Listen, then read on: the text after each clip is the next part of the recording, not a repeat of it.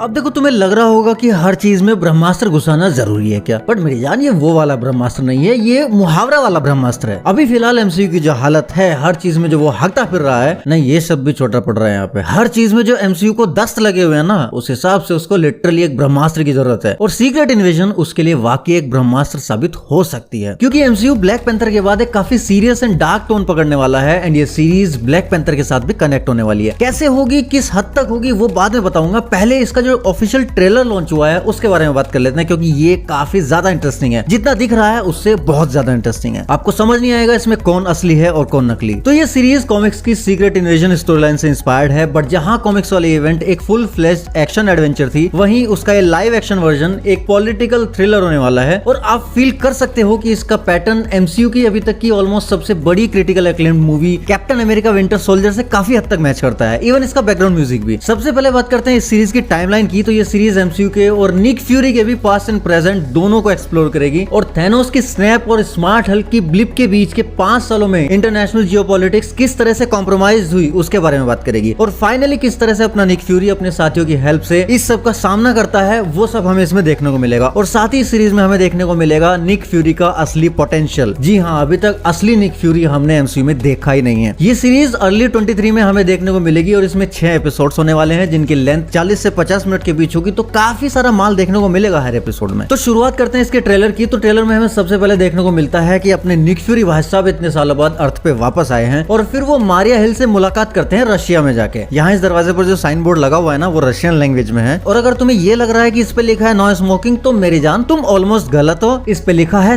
Thank you, क्योंकि आप smoking नहीं करते। मतलब बात सेम ही है, लेकिन यहाँ पे चप्पल भिगो के मारी गई है। यहाँ पे मारिया हिल फ्यूरी से सेम वही सवाल करती है जो एमसीयू का हर फैन जानना चाहता है कि चचा अर्थ पे इतने बड़े बड़े कांड हो गए, 3 स्पाइडरमैन के दर्शन हो गए हमें, यहाँ तक कि 4 हकीम साहब के भी दर्शन हो गए, तुम कहाँ सो रहे थे भाई, तुम्हारी आंख कब खुली है? और हाँ, आंख खुलने से याद आया, तुम्हारे माइंड में ये भी सवाल होगा कि फ्यूरी का लुक यहाँ पे चेंज क्यों है, उसने अपना आई पैच क्यों नहीं पहन रखा है? तो भाई इसके सिंपल से 2 रीजन है। पहला तो ये कि मार्वल वालों को निक फ्यूरी के नए टॉयज बेचने हैं, तो ऑब्वियस सी बात है लुक चेंज करना था। याद है ना, मर्चेंडाइज के चक्कर में पूरी आई एम ग्रूट बना डाली इन्होंने। ये तो फिर भी जरा सा लुक चेंज है, बट स्टोरी के हिसाब से टेक्निकली देखा जाए तो फ्यूरी सीक्रेटली अपने काम को अंजाम देने वाला है। तो ऑब्वियसली अगर कानिया बन के घूमेगा तो पकड़ा नहीं जाएगा क्या यार? सबको पता है कांक वाला फेमस बंदा कौन है। नहीं, ये नहीं है, तुम गलत यूनिवर्स में घुस गए मेरी जान। आपको गाना नहीं सुना दे रहा? तू समझा? हाँ। नहीं, तू समझा नहीं।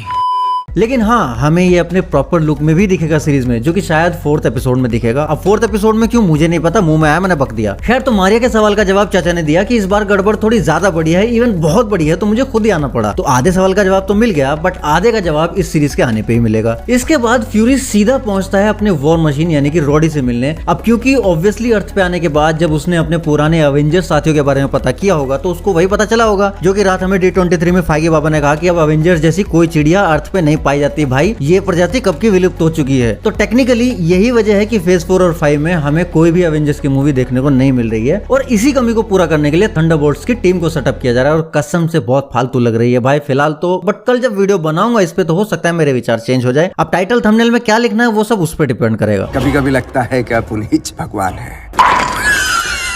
सह लेंगे थोड़ा सा। अब होगा ये कि थंडरबोल्ट्स के बाद आएगी फैंटास्टिक 4। प्रेम भाई, प्रेम भाई, प्रेम भाई, क्या इस जन्म में फैंटास्टिक 4 हमें देखने को मिलेगी? आएगी अमर बेटा, आएगी। तुम्हारी शायद बैटरी लो हो गई है, जाओ अपने पिछवाड़े में चार्जर ठूस लो। हाँ, तो मेरी जान, अगर तुम्हें अमर की आवाज थोड़ी बदली बदली लग रही है, तो इसको मैंने एआई के रूप में अपने सिस्टम में इंस्टॉल कर लिया है, तो कह सकते हो अब अपने पास भी खुद का जारविस है अपना। कमेंट्स में बता देना आपको एक्सपेरिमेंट पसंद आया कि नहीं आया। तो फैंटास्टिक 4 के बाद जब कैंग के चुतिया पे बढ़ेंगे, तो फिर बाद में एवेंजर्स की टीम दोबारा से फॉर्म होगी। हम वापस आते हैं सीक्रेट इन्वेजन के ट्रेलर पे, और यहाँ पे एक बहुत ही इंटरेस्टिंग पॉइंट आने वाला है। अपना फ्यूरी रोडी से कहता है कि तुम्हें अपनी सिक्योरिटी डिटेल के बारे में कितना आइडिया है, और यहाँ पे जो रोडी है, पता नहीं मुझे ऐसा क्यों लग रहा है कि ये कोई स्क्रल है, अपना असली वाला रोडी नहीं है। इनफैक्ट इस पूरे ट्रेलर में ही हमें जो दिखा वो असली रोडी नहीं है। और यहाँ मैं ऐसा इसलिए कह रहा हूँ क्योंकि रोडी यहाँ पे बिना अपने लेग ब्रेसेस की मदद के आसानी से चल रहा है, और चल क्या रहा है भाई, कूद कूद के चल रहा है। तो या तो टोनी के जाने के बाद कोई और इतना धुरंधर पैदा हो गया जिसने इसके लिए कोई नई ही टेक्नोलॉजी इजाद कर दी और ये एकदम से फिट हो गया, क्योंकि भाई टोनी के फिंडल तक तो इसके टांगे साबुत थी नहीं। या फिर दूसरा सिनेरियो ये है कि ये अपना रोडी है ही नहीं, और अगर ऐसा है तो अपना असली वाला रोडी किधर है? मेरा रोडी मुझे इसे वापस करो। यही तो है सीक्रेट इन्वेजन। अब खैर दुनिया भर को धोखा देकर कौन यहाँ बच पाएगा, कौन है असली कौन है नकली, ये तो वक्त बताएगा। तो इस वक्त फ्यूरी के लिए सबसे भरोसेमंद जो इंसान है वो है अच्छे वाले स्क्रल्स का लीडर टेलोस। और इस सीन में हमें टेलोस के साथ दिखाई दिया इस सीरीज के मेन विलन यानी कि बैड स्क्रल्स का लीडर ग्रेविक, जिसका की कैरेक्टर प्ले कर रहे हैं बेन अदीर। ये कैरेक्टर कॉमिक्स में एग्जिस्ट नहीं करता, ये एक्सक्लूसिव है इस सीरीज के लिए। और इस सीरीज में आपको कब कहां कौन कैरेक्टर किस रूप में मिलेगा, इसकी इंटेंसिटी का अंदाजा आप इस शॉट से लगा सकते हैं जब यहाँ लंदन पोर्ट्रेट गैलरी में सारे के सारे बंदे स्क्रल्स के रूप में सामने आते हैं। इवन ग्रेविक की ट्रू फॉर्म भी आप ट्रेलर के एक शॉट में देख सकते हो। यहाँ पे इस शॉट में जो ब्लास्ट हुआ है ये रशियन इंडिपेंडेंस डे की परेड में हुआ है और इसके बारे में मैं इसकी फर्स्ट लुक ब्रेकडाउन वीडियो में काफी डिटेल में बात कर चुका हूँ, आप इस वीडियो में चेक कर सकते हो। ट्रेलर में हमें एमिलिया क्लार्क भी देखने को मिली जो कि मोस्ट प्रोबेबली टेलोस की बेटी वरांके का कैरेक्टर प्ले कर रही है, जिसे हम कैप्टन मार्वल मूवी में एक छोटी बच्ची के रूप में ऑलरेडी देख चुके हैं। इसकी डिटेल्स भी आपको उसी वीडियो में मिल जाएगी। साथ ही इस ट्रेलर में हमें दिखा ओलिविया कोलमैन का कैरेक्टर जो कि ऑफिशियली एक पुरानी साथी है निक फ्यूरी की, बट यहाँ इस सीन में ओलिविया के साथ जो बॉडीज हमें दिखाई दे रही है ये शायद वही क्री स्लीपर सेल हो सकती है जिसके बारे में निक फ्यूरी ने मारिया हिल से फार फ्रॉम होम के दौरान कहा था। तो मे भी इस सीरीज में हमें क्री भी देखने को मिले, या ऐसा भी हो सकता है कि क्रीस के रूप में ये इविल स्क्रल ही हो। इस बारे में अपना ओपिनियन आप कमेंट में बताओ। एक सीन में हमें CIA एजेंट एवरेट रॉस भी देखने को मिला जो कि ब्लैक पैंथर वकांडा फॉरएवर में भी दिखने वाला है, जिसके इवेंट्स इस सीरीज से पहले टेक प्लेस करेंगे। तो मे बी वकांडा फॉरएवर में हमें इस सीरीज के कुछ इवेंट्स की झलक मिल जाए क्योंकि रॉस इन दोनों ही इवेंट्स को आपस में जोड़ रहा है। अब यहाँ किस बंदे को टॉर्चर किया जा रहा है और इस बॉक्स में क्या है ये आप लोग मुझे कमेंट्स में बताइए अपनी थ्योरीज के जरिए। तो अब आते हैं इस सवाल पे कि ये सीरीज कैसे MCU के लिए ब्रह्मास्त्र साबित हो सकती है। तो MCU जहाँ एक तरफ शी हल्क के पिछवाड़े और कैंग के टाइम ट्रेवल में उलझा हुआ है, वहीं दूसरी तरफ Black Panther, Secret Invasion, Daredevil Born Again and Captain America World Order जैसी डार्क थीम को सेटअप करने में भी लगा हुआ है, जो कि MCU की फिलहाल चल रही बकचोदी को देखते हुए काफी ज्यादा रिक्वायर्ड है। कब तक मजाक करते रहोगे यार, अब दर्शकों को कुछ ठोस देखना है, कुछ हैवी देखना है, कुछ डार्क देखना है, कुछ R-रेटेड देखना है। तो ये तो था मेरा पॉइंट ऑफ व्यू इस पूरे मुद्दे को लेके। अब आप बताइए आपका क्या सोचना है। और हाँ, अभी और भी काफी सारी बातें हैं करने के लिए इस ट्रेलर के बारे में, लेकिन धीरे धीरे करेंगे, जल्दी क्या है। कल D23 एक्सपो के ऊपर एक बहुत ही इंटरेस्टिंग वीडियो आने वाली है, कुछ नया ट्राई कर रहा हूँ। उम्मीद है कि जितनी डिसअपॉइंटमेंट आपको D23 में हुई होगी तो थोड़ा बहुत मजा देके मेरी वीडियो उसको कंपनसेट कर पाएगी। और हाँ, ब्लैक एडम के ट्रेलर के ऊपर भी वीडियो आ चुकी है, उसको जरूर चेकआउट कर लेना मेरी जान। मैं मिलता हूँ आपसे नेक्स्ट वीडियो में, तब तक के लिए सायोनारा।